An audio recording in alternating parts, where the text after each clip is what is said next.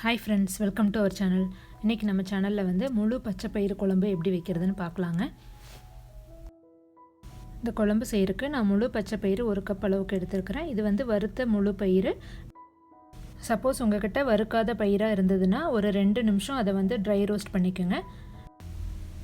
இப்போ நம்ம முழு பயிராக எடுக்கிறதுனால இது வந்து ஒரு மணி நேரம் தண்ணியில் நல்லா ஊற வச்சுக்கலாங்க.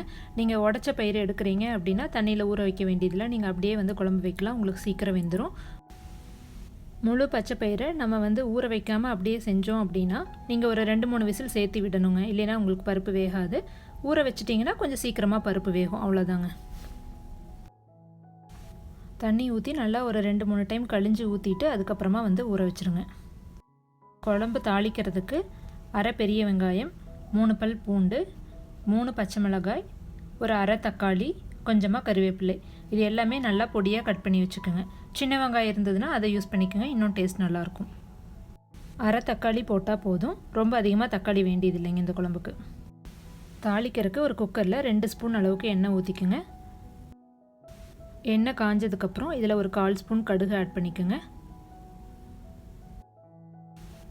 கடுகு நல்லா பொரிஞ்சதுக்கப்புறம் நம்ம கட் பண்ணி வச்சுருக்கிற பொருள் எல்லாம் இதில் 1 by 1 ஆட் பண்ணிக்கலாம்.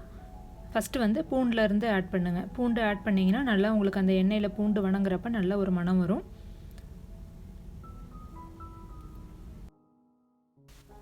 பூண்டு போட்டு அது நல்லா எண்ணெயில் வணங்கினதுக்கப்புறமா அதில் வந்து நம்ம பச்சை மிளகாய் ஆட் பண்ணிடலாம். பச்சை மிளகாய் ஆட் பண்ணிவிட்டு நல்லா ஒரு கிளறி விட்டுக்குங்க. பூண்டும் பச்சை மிளகாயும் சேர்ந்து நல்லா எண்ணெயில் நல்லா வணங்கினதுக்கப்புறம் அதில் கருவேப்பிலை ஆட் பண்ணிக்கோங்க. இது கூடவே வந்து இப்போ நம்ம கட் பண்ணி வச்சுருக்கிற வெங்காயம் ஆட் பண்ணிடலாம்.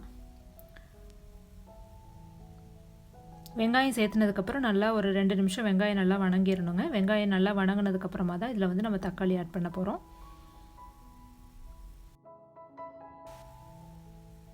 ஒரு 2 நிமிஷத்துக்கு அப்புறம் வெங்காயம் நல்லா வணங்கினதுக்கப்புறம் இதில் வந்து தக்காளி ஆட் பண்ணிடலாம்.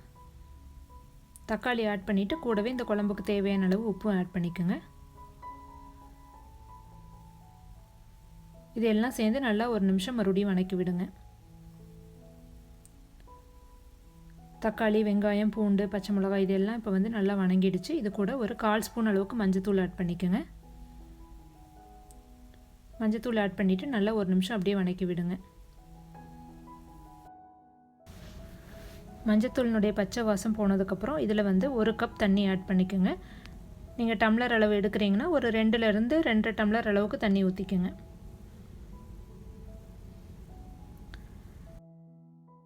தண்ணி நல்லா கொதிச்சதுக்கப்புறமா இதில் நம்ம கழுவி ஊற வச்சுருக்கிற பச்சை பயிரை ஆட் பண்ணிக்கலாம்.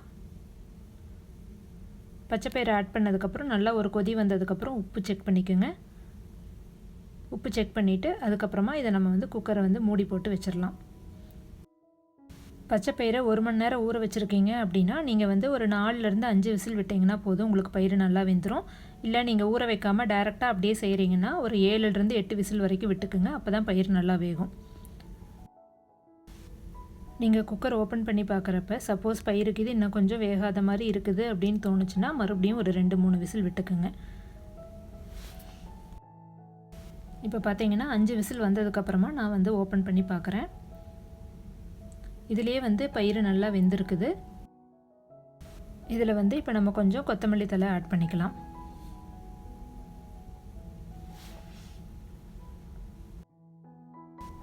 பயிறு நல்லா வெந்திருக்கா இல்லையான்னு எதுக்கும் கையில் ஒரு டைம் எடுத்து நல்லா நசுக்கி பார்த்து செக் பண்ணிக்கோங்க. இப்போ பார்த்தீங்கன்னா நம்மளுக்கு நல்லா பச்சை பயிறு மசிஞ்சு வர அளவுக்கு வெந்துடுச்சு. இதை வந்து இப்போ நம்ம ஒரு பருப்பு மத்து வச்சு கடைஞ்சிக்க போகிறோம். சப்போஸ் உங்கள்கிட்ட பருப்பு மத்து இல்லை அப்படின்னா நல்லா கரண்டிலேயே நல்லா ஒரு கிளறி விட்டுக்குங்க. பச்சை பயிறு குழம்பு ரெடி ஆகிடுச்சு. இதை வந்து நம்ம சர்வ் பண்ணிடலாங்க. இந்த குழம்பு வந்து ஒயிட் ரைஸு, தோசை, சப்பாத்தி எல்லாத்துக்குமே வந்து ஒரு நல்ல காம்பினேஷன். இந்த குழம்பு வந்து 1 பாட் ரெசிப்பியாக செய்கிறதுக்காக நான் குக்கரில் அப்படியே டைரெக்டாக தாளித்து விட்டுட்டு பயிரை வேக வச்சேன். நீங்கள் வந்து தனியாக பயிரை வேக வச்சு எடுத்துகிட்டு கூட தாளித்து விடலாம், அதுவும் டேஸ்ட் நல்லாயிருக்கும். நீங்கள் உடச்ச பயிர் எடுக்கிறீங்க அப்படின்னா நீங்கள் குக்கரில் கூட வைக்க வேண்டியதில்லை, டைரெக்டாக நீங்கள் குழம்பு வைக்கிற குண்டாவில் வச்சாலே இந்த பயிர் வந்து வெந்துடும். ரொம்ப டேஸ்டியான பச்சை பயிறு குழம்பு கண்டிப்பாக நீங்களும் ட்ரை பண்ணி பாருங்கள். இந்த ரெசிபி உங்கள் எல்லாருக்கும் பிடிச்சிருக்குன்னு நினைக்கிறேன். தேங்க்யூ.